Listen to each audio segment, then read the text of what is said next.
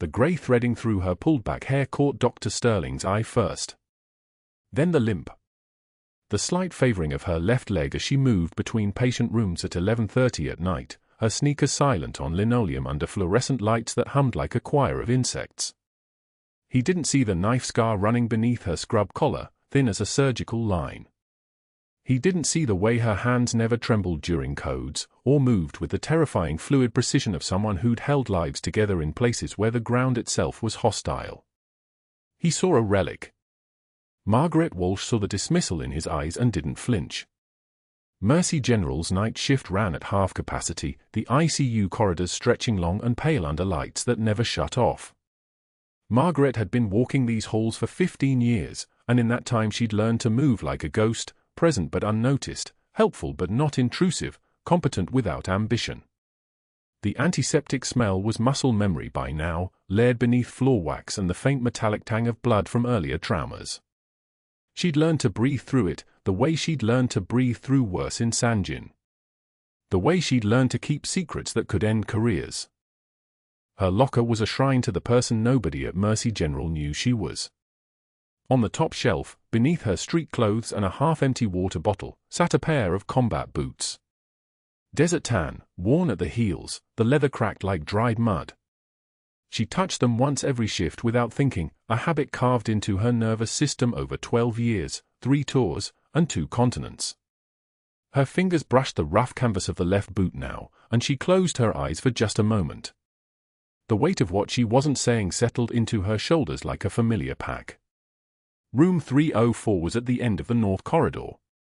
The patient was Colonel James Reeves, Air Force, currently recovering from 9 bullet wounds sustained in Sanjin Valley 18 months ago. She'd read his chart when he arrived 6 weeks back, and something in her chest had shifted, a click like a safety engaging. The colonel had ordered her son into combat 3 times.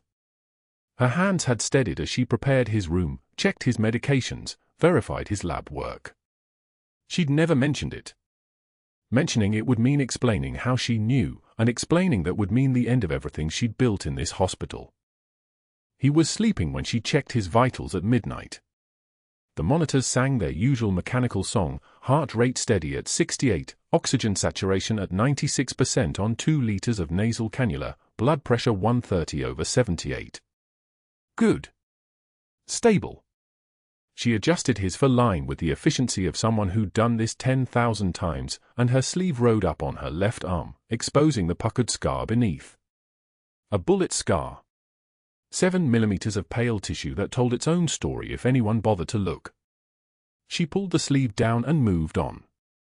Morning rounds came at 6:45. Dr. Sterling entered room 304 like he was entering a courtroom where the verdict was already decided, his tablet held like a scepter, his expensive shoes clicking authoritatively against the tile floor.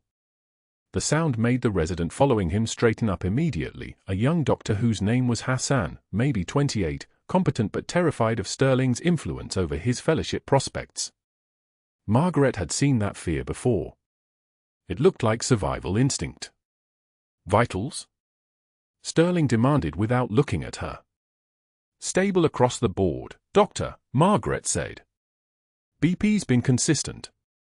O2 sat holding at 96 on minimal support. No infection markers on the latest labs. Sterling glanced at the monitor screens without actually reading them. He was looking past her, through her, the way you look past a piece of furniture that's been in the same room too long. His chart shows old-school paper notes mixed in with the digital entries. Why aren't we fully integrated into the electronic system? The paper backup helps catch data entry errors, Margaret said. She kept her voice level, measured, the kind of voice that came from breathing through incoming fire without flinching. Cross-check system. Redundancy is safety. Redundancy is inefficiency, Sterling said flatly. He turned to Hassan. Legacy staff tend to resist modernization. It's a liability. He said it while looking at Margaret, not to her. That was the real skill, the ability to make someone invisible while standing 2 feet away. Margaret's jaw tightened. One breath in, held, released slowly. She'd been cursed at in 3 languages, shot at by men with better aim, watched friends die in rooms without power or running water. A dismissive comment from a surgeon in an air-conditioned hospital felt like a mosquito bite in the grand scheme of things. She said nothing. The silence was its own kind of answer. They moved through the morning rounds like a sequence Margaret could have choreographed years ago. Sterling would examine the patient with perfunctory efficiency, ask questions he didn't wait to hear answered, make pronouncements about care protocols that contradicted what actually worked, and then move on. Hassan followed like a satellite, scribbling notes. Margaret documented everything they said in the same steady hand that had written medical assessments in forward operating bases and tent hospitals where the lights ran on generators that coughed diesel smoke into the air. By 7 in the morning, Sterling had noted that the Colonel's surgical site was looking predictably stable and issued orders to reduce for pain management by 20%, a decision that made Margaret's teeth ache but wasn't her place to challenge in front of the attending physician and a resident and a patient who was still half asleep. She would monitor it. She would be the one who caught it if Sterling's math was wrong, which it probably was. And she would do it quietly, the way she did everything. The break room was supposed to be neutral ground. It was where nurses cycled through for coffee and the kind of conversation that came with rotating night shifts, gallows humor, shared complaints, the small bonding that happened when 5 people were responsible for keeping 72 patients alive. Margaret had stopped expecting that years ago. She came in at 8 o'clock, the shift nearly over, and the room had maybe 6 people in it. The second her hand touched the coffee pot, the room's energy shifted. Conversations that had been flowing just a moment before developed sudden interruptions. Someone remembered they needed to check on a patient down the hall. Another person's phone buzzed, a call they had to take right now. Within 90 seconds, the break room had functionally cleared around her like water moving around a stone.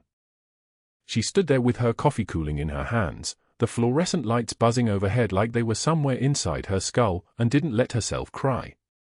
Crying was a luxury she'd left in Sanjin, along with the assumption that the world made sense.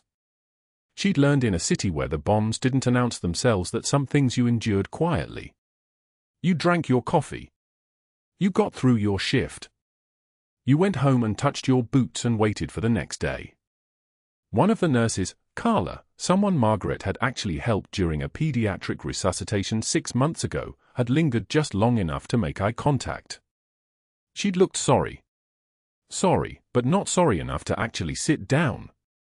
Sterling had made it clear that association with Margaret was professional suicide, and Carla had a family, student loans, a future that depended on him writing positive reviews for her transfer applications. Margaret didn't blame her. She understood the calculus of survival. She finished her shift at 9 and clocked out in silence, her badge swiping through the system without comment. The drive home to her small house in southeast Portland took 17 minutes. Her daughter was at school. She wouldn't be home until 3. Margaret changed out of her scrubs and sat at the kitchen table with a cup of tea she didn't drink, looking at the place where her boots were keeping vigil in her closet upstairs. She'd kept that uniform and those boots for a reason. Not nostalgia, she'd never been sentimental about uniforms or titles. She'd kept them because 12 years of active service didn't just disappear when you decided to work night shifts in a civilian hospital. It stayed in your hands. It stayed in how you moved. It stayed in how you breathed through bad moments, how you read a room's emotional temperature, how you knew without being told when something was about to go catastrophically wrong. Those boots had walked through Sanjin Valley in 2008, 2010, and 2014. They'd walked through places where the colonel in room 304 had decided which of his soldiers would be sent into the worst parts of the worst days. They'd walked through moments that Dr. Sterling, with his tablet and his expensive shoes and his institutional power, couldn't comprehend on his best day. Margaret Walsh sat at her kitchen table and waited for the night shift to begin again, knowing that something in the weight of the air had shifted. Knowing, the way you know when a storm is coming before the sky changes color, that the colonel's recovery wasn't going to be simple. She'd learned in Sanjin to trust that instinct. The quiet ones were the ones who saw things first.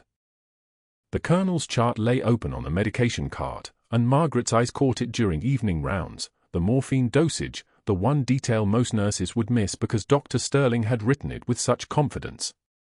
10 milligrams. She turned the page, checking the liver function tests from that morning. AST elevated. Bilirubin climbing. A liver struggling to process anything, let alone 10 times the safe dose for a man in his condition. She traced the numbers with one finger, the old calculations running through her mind like muscle memory from another life, another uniform, another time when getting the dose wrong meant someone didn't come home. She found Sterling outside room 304, his white coat pristine, his posture radiating the kind of certainty that only comes from never being questioned.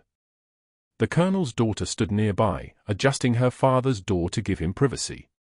Margaret kept her voice level, the way she'd learned to do in Sanjin, soft enough not to carry, steady enough to be heard.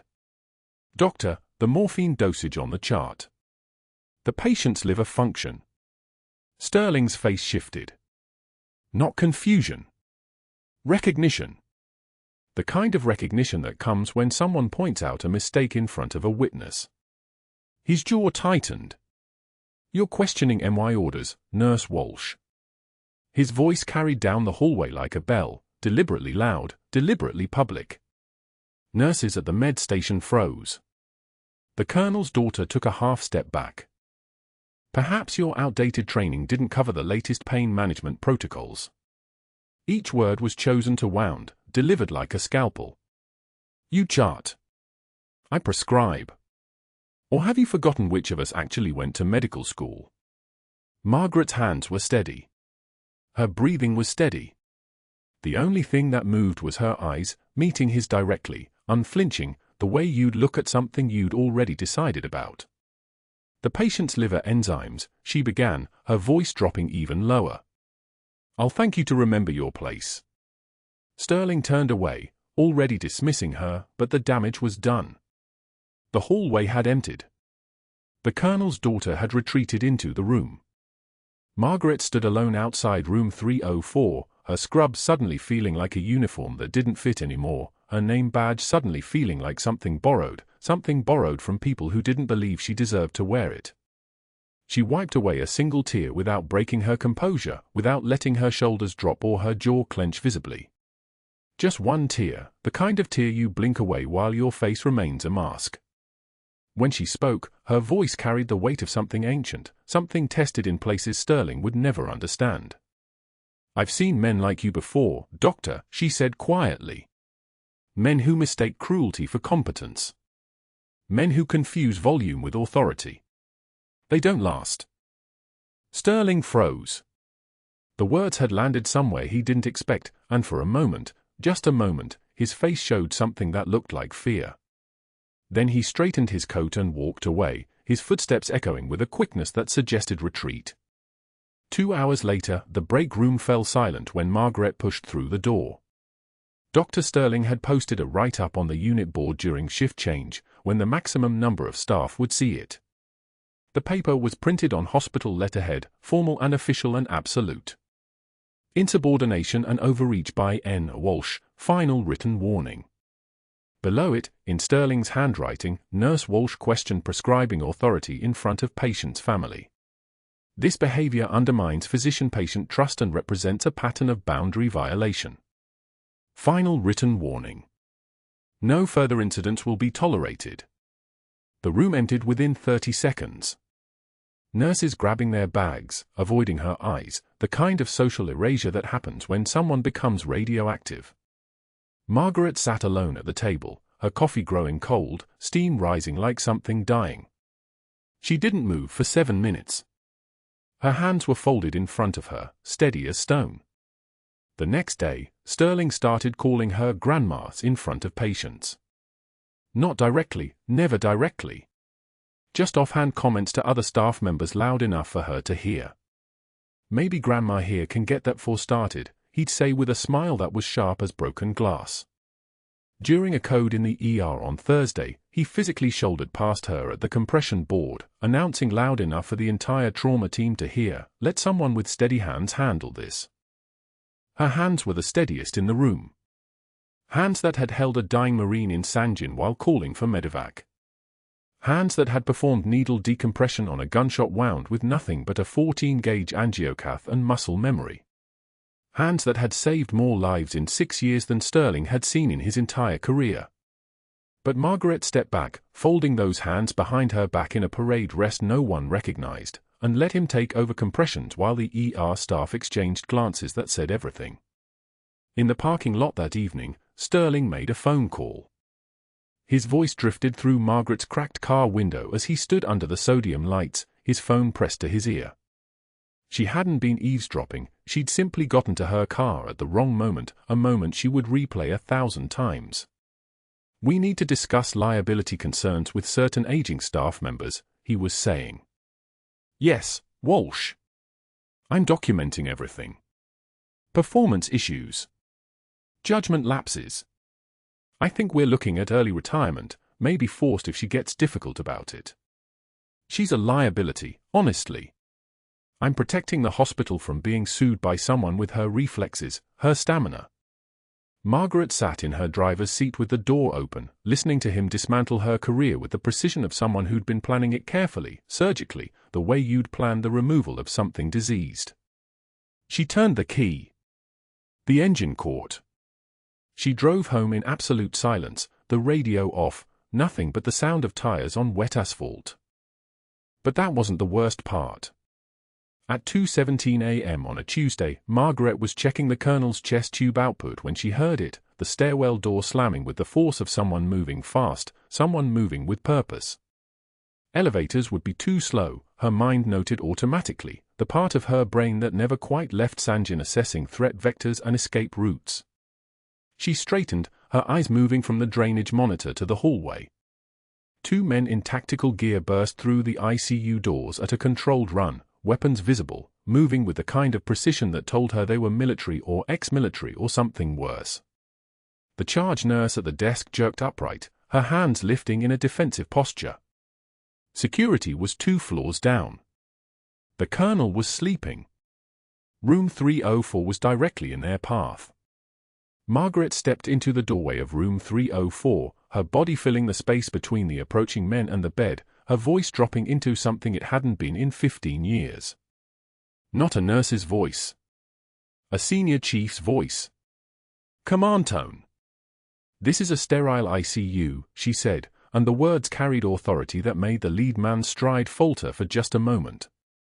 "You need to leave. Now." The lead man didn't slow.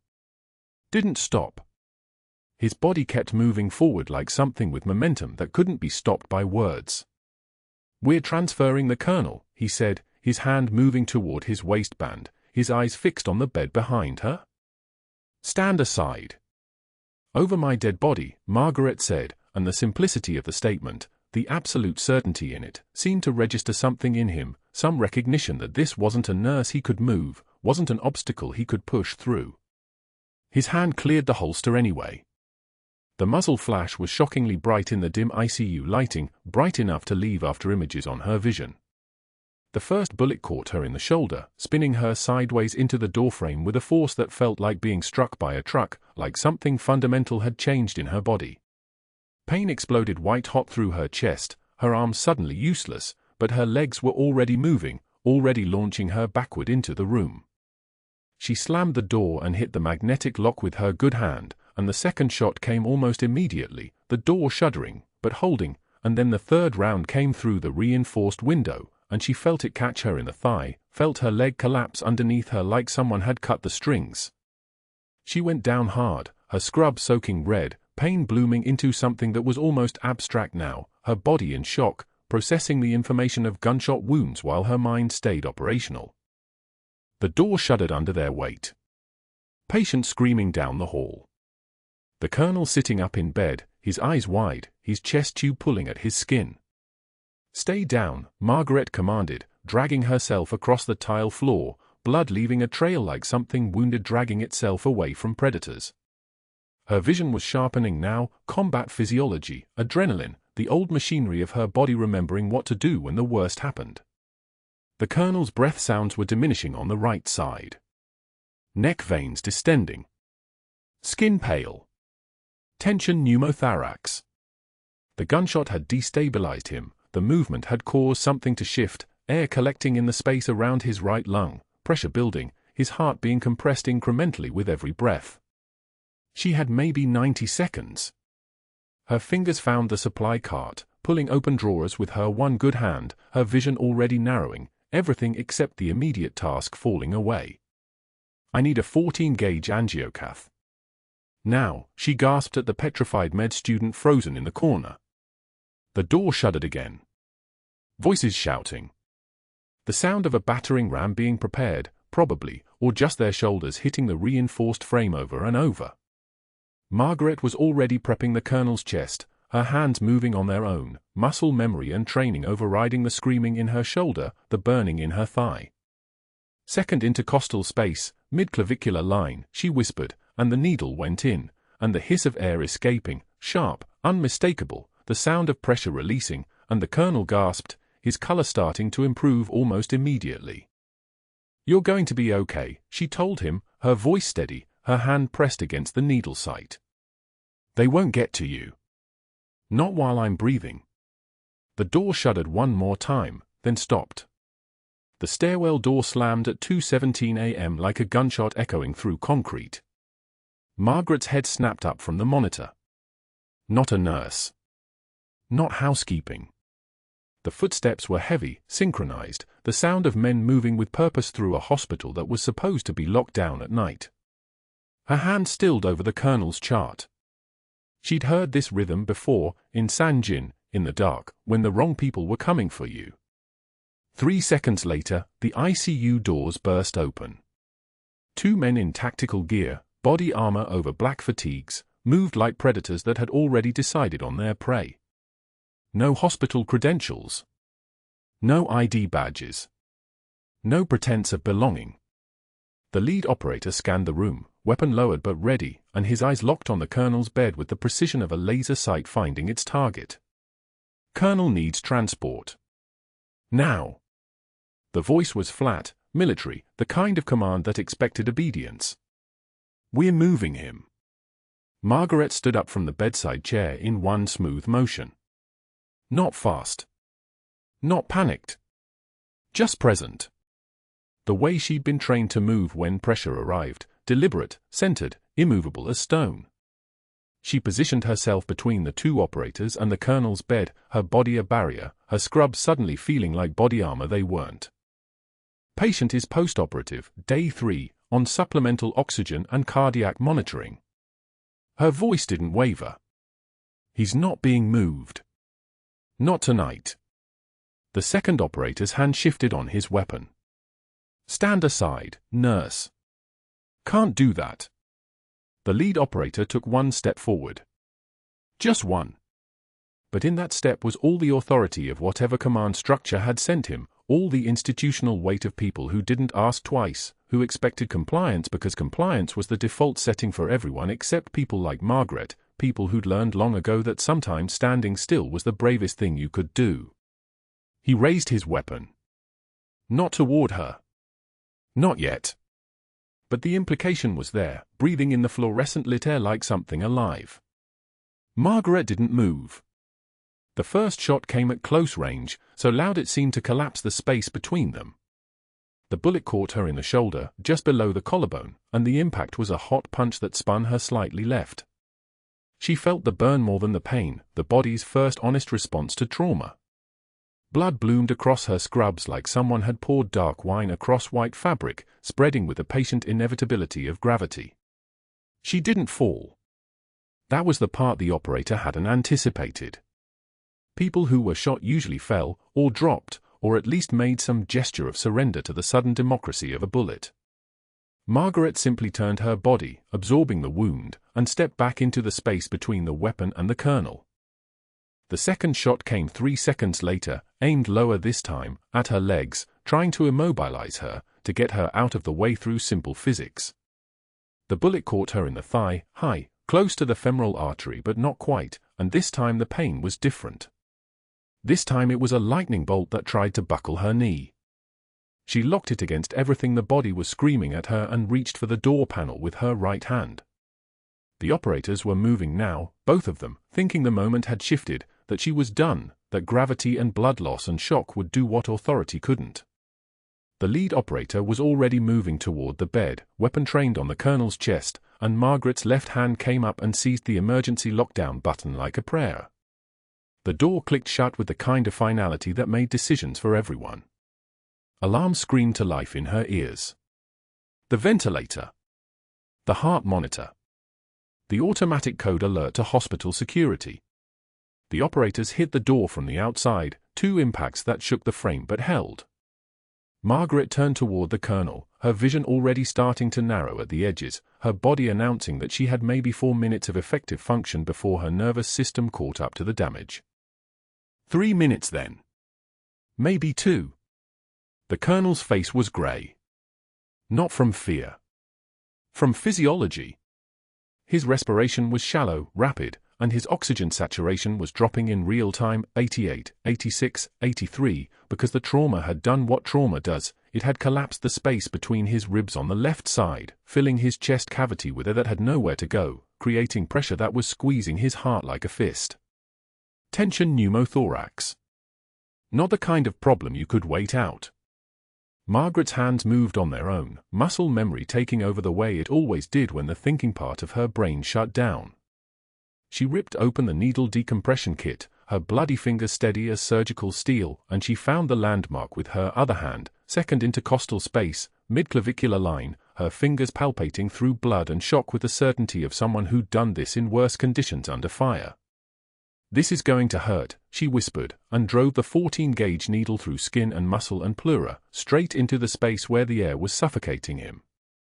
The hiss of released pressure was immediate, like a tire bleeding out, like something finite finally finding an exit. The colonel gasped, and color came back to his lips the way the sun comes back after clouds, sudden and real and precious. His oxygen saturation climbed, 85, 88, 91, 94. Outside the door, the pounding had stopped. Police sirens wailed in the distance, getting closer, the real authorities arriving because hospital security had done their job and called the ones with jurisdiction over bullets and blood. Margaret applied pressure to her own shoulder wound with her left hand while keeping her right on the colonel's chest, monitoring his breathing, watching his heart rate settle from the panicked sprint back toward something approaching baseline.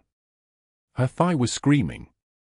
Her shoulder felt like someone had driven a hot spike through it. The room was tilting slightly at the edges, her blood pressure probably somewhere south of viable, but the colonel was breathing. The colonel was alive. His eyes opened then. Really opened, beneath the oxygen mask, and he looked at her with the clarity that comes from understanding that someone has just chosen your life over their own. His lips moved. She read them first before she heard the whisper, "Reaper?" Margaret's face went pale. Not from blood loss, though that was happening. From recognition. From the impossible collision of worlds she'd spent a decade keeping separate. "You're confused, Colonel." Her voice was different now, smaller, uncertain, stripped of the command presence that had filled the room 5 minutes ago. "Stay still." But he gripped her wrist with surprising strength, his fingers finding bone through pain and medication, finding her with the certainty of someone who'd seen her move like that before. "Reaper. Sanjin. You." "I'm nobody," she cut him off, and her voice cracked on the last word like thin ice breaking under weight. "I'm a nurse in Portland and I've never been anywhere else." Footsteps thundered in the hallway, real police this time, boots on tile, the specific cadence of men trained to move through hostage situations. The door unlocked from the outside with a card key override, and Dr. Sterling's voice rose above the chaos, shouting for hospital security, shouting that there was a psychiatric situation here, that the nurse had escalated, that she'd endangered the patient, his words like ammunition arriving late to a fight already over. Margaret released a shuddering breath, and that's when her hands finally started to shake. Not from fear. From adrenaline releasing, from the body's understanding that it was safe now to acknowledge the damage, from the impossible physics of holding herself together when every system was screaming for permission to fail. The colonel's eyes never left her face, and she saw the moment his understanding deepened. She saw him piece it together, the way she'd moved, the way her hands had known exactly where to be, the calluses on her palms that no civilian nurse carried, the military precision that no amount of nursing school could teach you. She saw him understand why she was terrified, why she'd just given up her anonymity to save his life, why someone would step between a gun and a patient like it was the only choice that mattered. His hand released her wrist, but his expression said something his voice couldn't in front of the police now flooding the room. "I know who you are." But that wasn't the worst part. The worst part was that now he knew, and knowing was something that couldn't be unknown, something that would spread like an infection through every system that mattered, something that would mean the quiet nurse with the perfect record and the invisible past had just become visible in ways she'd spent 15 years preventing. Her hands moved before thought could catch up. Muscle memory from Sanjin, from nights darker than this, from places where hesitation meant body bags. The colonel's breath came in ragged gasps, his chest heaving, and Margaret's fingers found the landmarks like a pilot finding runway lights through fog. Second intercostal space. Midclavicular line.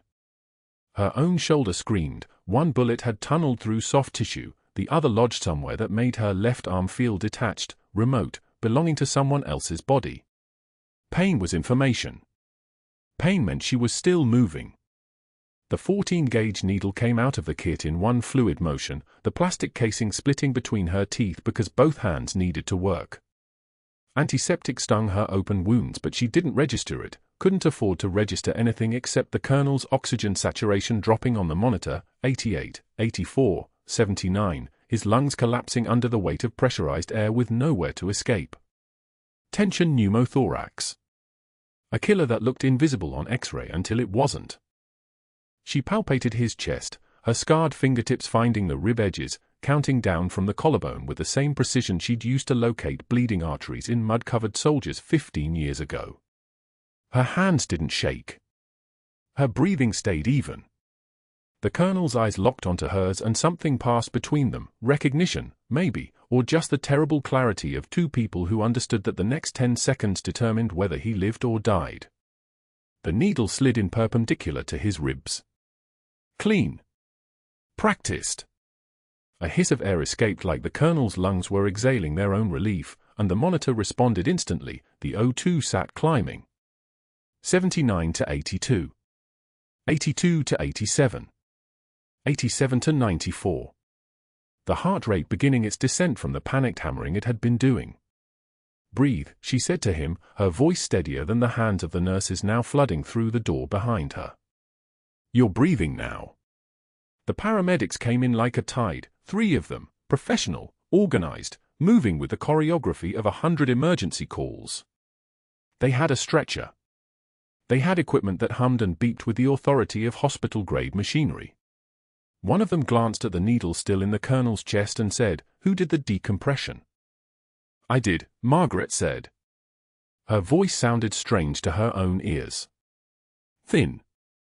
High. She was aware now of the blood, her blood, a lot of it, soaking through her scrubs in 2 separate patches. The pain was becoming less like information and more like a physical presence.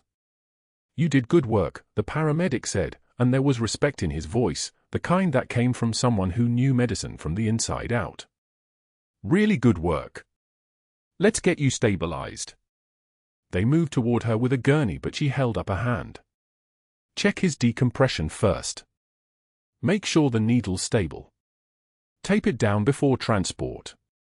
Don't move him until—" "We've got it," the second paramedic said gently, and Margaret understood that they were trying to take her out of command, trying to put her in the patient role. She'd been giving orders for so long that being on the other side felt like falling. The colonel's eyes tracked her as they moved around him, his hand reaching out like he was trying to hold onto something solid. She squeezed his fingers once, a gesture stripped of all words because words required energy she didn't have anymore. That was when Dr. Sterling walked through the door. He was in street clothes, his hair disheveled, his expression the particular fury of someone who'd been called out of bed before dawn. He moved through the controlled chaos of the paramedics like he owned the space, which in his mind, he did. His gaze swept the room and Margaret watched it land on her, saw the calculation happen in real time, the way his eyes flicked from her wounds to the needle still in the colonel's chest to the paramedics who were clearly deferring to her. She saw him calculate how to weaponize it. Dr. Sterling, one of the nurses began, her voice uncertain. Margaret did a needle decompression. She possibly saved his. Sterling's hand went up like a stop sign. I'll need a full accounting of what happened here. Starting with Nurse Walsh.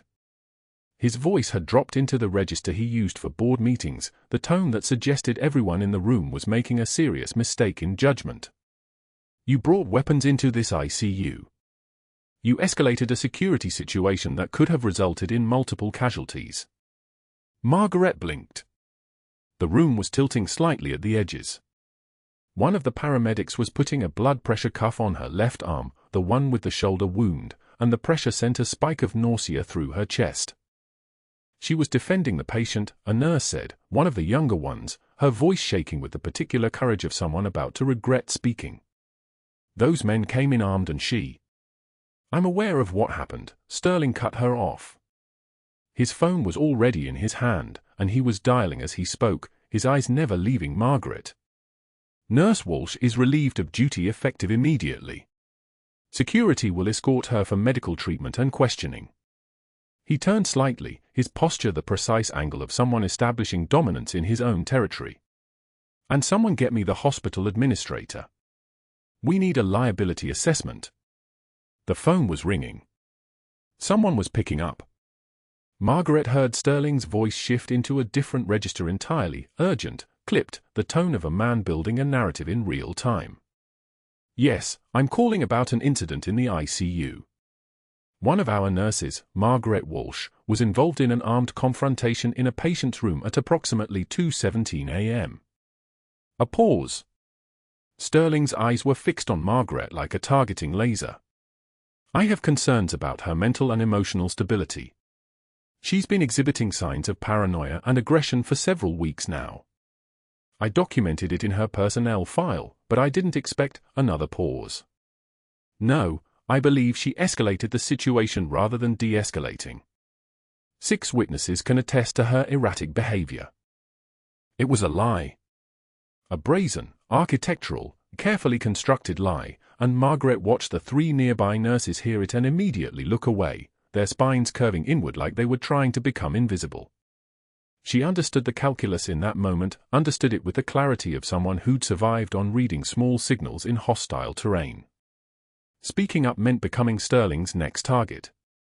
Silence meant survival. The colonel tried to sit up, his hand reaching toward her again. No, you don't understand, but a paramedic placed a gentle hand on his chest and Sterling's voice cut across the room like a razor.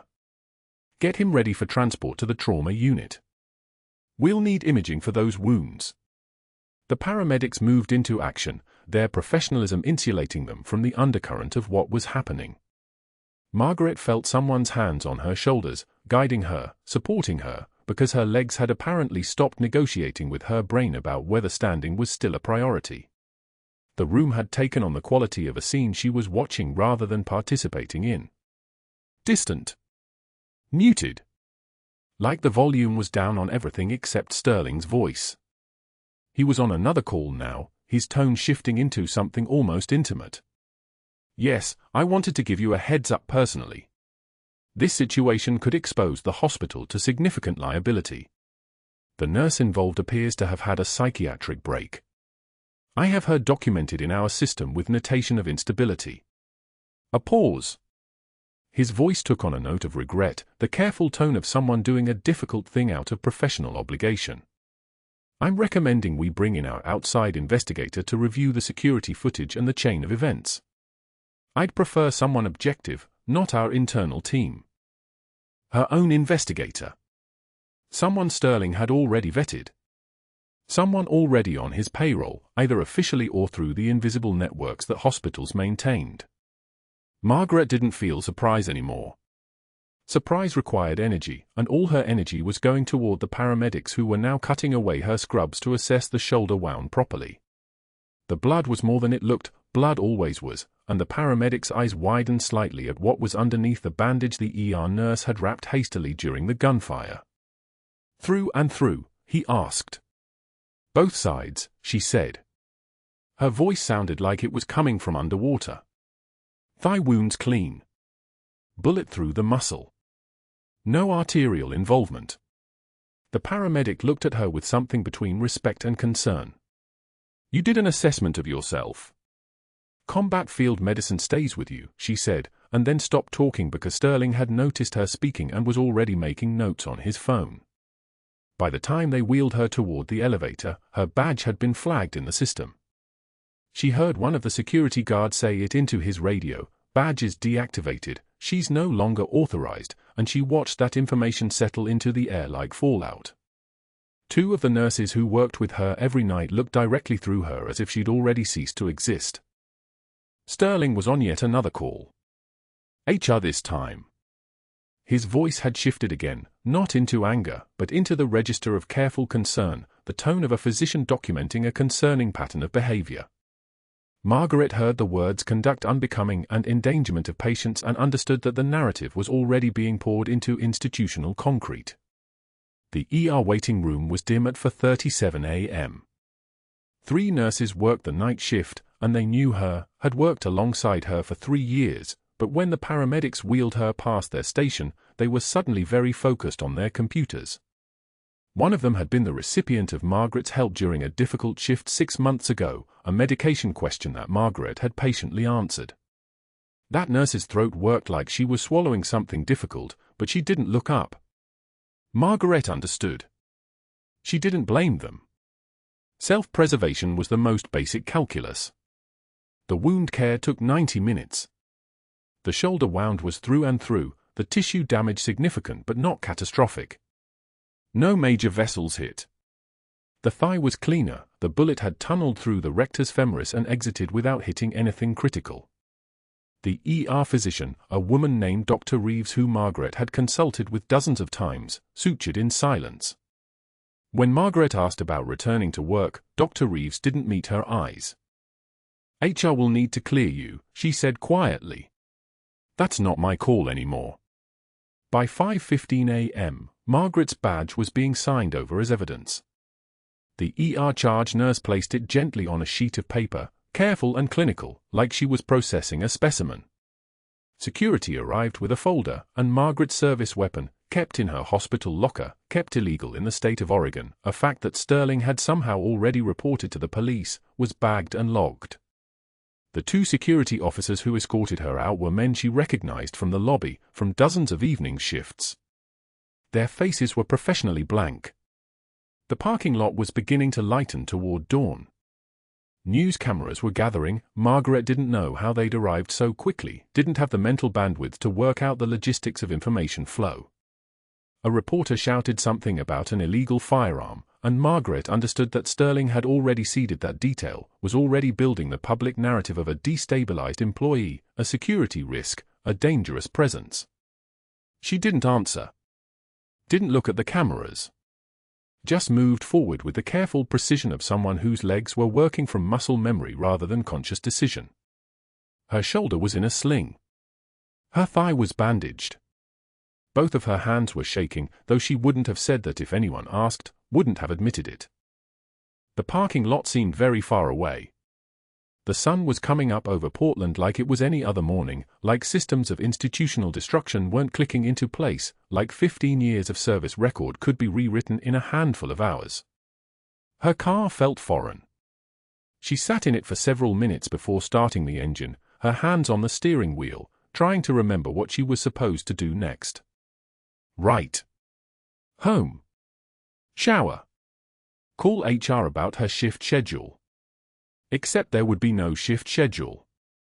She understood that now. That narrative was already written. The drive to her house took 16 minutes. The morning commute was beginning, regular people going to regular jobs, their problems smaller, more containable. Margaret's daughter Emma would still be asleep. Small and safe and innocent in a way that Margaret had tried to protect her from, had spent 15 years working night shifts to maintain. Her key fit the lock. The kitchen was exactly as she'd left it, which made the strangeness harder somehow. Coffee table with Emma's homework. Refrigerator with Emma's artwork. Everything normal. Everything intact. But it wasn't. And Margaret understood that the moment she opened the door and saw her daughter's cereal bowl on the counter, waiting for after-school snack time that would come around 3 p.m., waiting for a mother who wouldn't be there. She set the combat boots on the kitchen table at 6:40 a.m., the same boots from San Jin, worn at the heel, still embedded with sand that time hadn't dissolved. She looked at them. She looked at her hands, shaking now that she could admit it, now that no one was watching. And for the first time in a decade, Senior Chief Petty Officer Margaret Walsh broke. The tears came like something that had been waiting 15 years for permission. Her shoulders shook. Her breath came in gasps that reminded her of the colonel's lungs collapsing. She heard her own sound, a sob, raw and broken, and couldn't stop it. That was how Emma found her when she came downstairs at 6:52 a.m., drawn by the sound of something wrong, something that her mother had spent her entire life never making. At 7:17 a.m., exactly 5 hours after the first shot echoed through the ICU, 3 black SUVs pulled into the emergency bay at Mercy General with rotor wash from a waiting Black Hawk rattling the windows hard enough to make the overhead lights sway. The men who emerged moved with the terrifying fluid precision of apex predators, federal agents, Pentagon officials, someone with stars on their shoulder that made the security guard step aside without being asked. They didn't announce themselves. They didn't need to. The air pressure in the hospital changed the moment they walked through the doors. Margaret was in the colonel's room when they arrived, checking his dressing, her shoulder throbbing in a way that was information rather than pain, and the lead official, a man whose face looked carved from granite and time, approached the bed with the kind of authority that made colonels sit up straighter. The colonel's hand shot out and gripped the officer's wrist. His voice was rough, fractured by hours of sedation, but the words were crystal clear. "Reaper saved my life. She's still here." The official's expression didn't change, but his eyes flicked to Margaret, and in that glance was a question that no nurse should ever have to answer in a hospital room. Margaret didn't move. She didn't speak. She finished adjusting the foredrip and stepped back, her hand steady as a surgical laser, her face blank as a slate that had already learned not to show anything to anyone. But the official was already making calls on a secure line, and within 3 minutes, a captain in full dress uniform appeared in the hallway outside the colonel's room. Emma's father. Margaret's son. The air in the corridor went so quiet you could hear the ventilator wheeze from inside the patient room. The captain stepped into the lobby where a handful of nurses and residents had begun to gather, drawn by the sudden appearance of federal authority. He stood in the center of the room in uniform pressed sharp enough to draw blood, and when he spoke, his voice carried the kind of calm that comes from having already survived the worst that physics and human malice could deliver. "I am Captain Marcus Walsh, United States Air Force," he said, and then, "My mother is Senior Chief Petty Officer Margaret Walsh. Navy. 2 tours embedded with JSOC Task Force 121 in Sanjin, Helmand Province. She was classified active until 48 hours ago, and you all just watched the Pentagon arrive to collect her." The room went dead silent. The fluorescent lights buzzed overhead like they were embarrassed to be the only sound. A resident, young enough that his scrub still had the creases from the package, looked to the nearest nurse as if she might explain the sudden geometry shift in reality. "Margaret. Just Margaret. The quiet one. The one who made coffee and said nothing and took every insult like the floor was something she'd walked across 1,000 times before." An older resident, trembling slightly, was handed a tablet by one of the federal agents. Her hand shook as she read from the classified file displayed there. 2 tours. 2 separate JSOC deployments. Silver Star nomination pending declassification. Purple Heart on file with the VA under a name that wasn't on her badge. The resident's voice cracked as she continued. She was ordered into deep cover in 2011 after extracting a CIA asset during operation. The agent took the tablet back without letting her finish. The damage was done. The secret was out like blood in water, spreading through the hospital in real time. The Navy SEAL team leader, a man whose beard looked like it had seen every desert on 2 continents, stepped forward with ceremony that made the moment feel like it was happening in slow motion. He read from another file, his voice formal and precise, Silver Star for extraordinary valor in direct action. He paused. A beat. Purple Heart. Another beat. The room held its breath. Second Purple Heart awarded under classified circumstances, recipient information withheld at operational security request. He looked directly at Margaret, who had moved to stand beside her son without anyone noticing her move. Senior Chief, you're ordered out of operational hiding effective immediately. Your asset extraction in Sanjin saved the lives of 3 intelligence officers whose names remain classified. The government orders you to, he didn't finish. Orders to government employees don't require completion. The weight of them hangs in the air like humidity before a storm. That's when the FBI agents moved. Not dramatically. Not with the kind of speed that makes doors burst open. They simply walked with purpose towards Sterling's office, and 3 minutes later, 3 minutes, they emerged with Dr. Sterling's wrists in handcuffs that clicked like something final. He'd been caught in real time attempting to access Margaret's military records through a dark web contact, trying to build a case of mental instability that would retroactively justify her termination. Federal charges. Espionage concern. The prosecutor would later describe it as a consciousness of guilt so profound it bordered on suicidal stupidity. They walked in past the same news cameras that had filmed Margaret's humiliation 5 hours earlier. Same cameras. Different light. Different story. Sterling's face had the color of something that had been left in the sun too long, not anger, not fear, but a kind of dissolution happening in real time, the careful architecture of his career collapsing like a building hit with a wrecking ball. His wife wasn't waiting in the lobby. She wasn't at the bail hearing later that afternoon. By evening, her attorney had already filed for separation, which said everything about what she'd just understood about the man she'd married.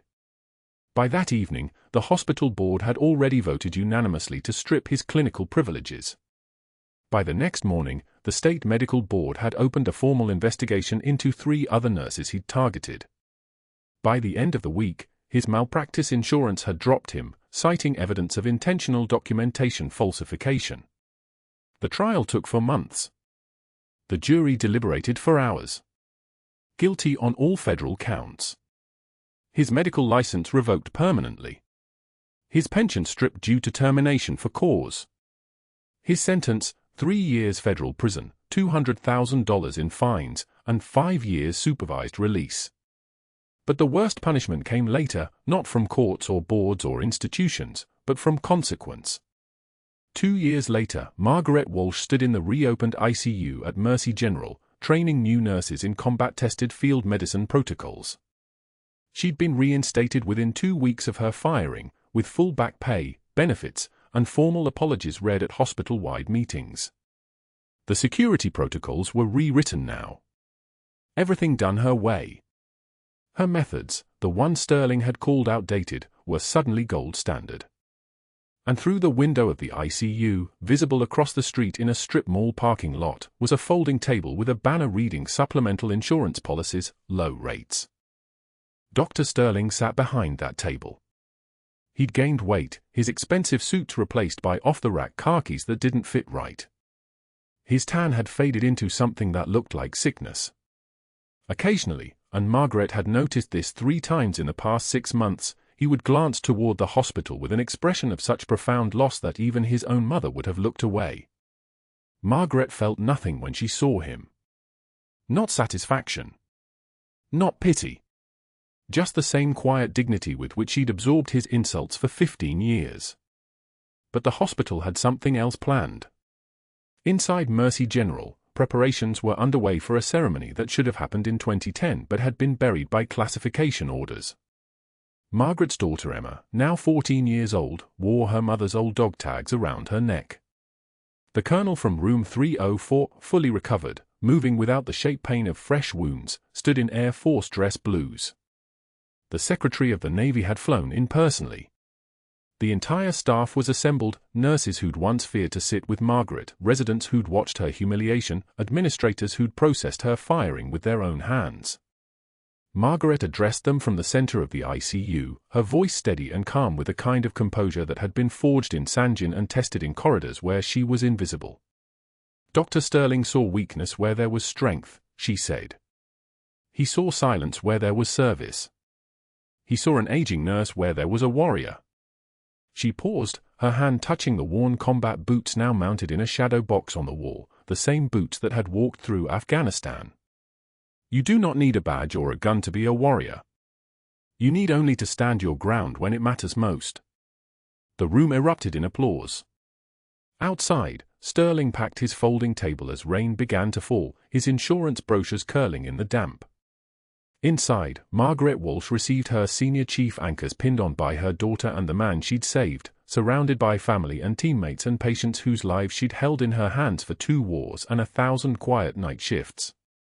The girl who found her mother crying in the kitchen now saw her mother whole, not broken, never broken, just finally visible. Subscribe for more stories of heroes hidden in plain sight. Like this video. Comment below, what would you have done if the Pentagon showed up at your workplace?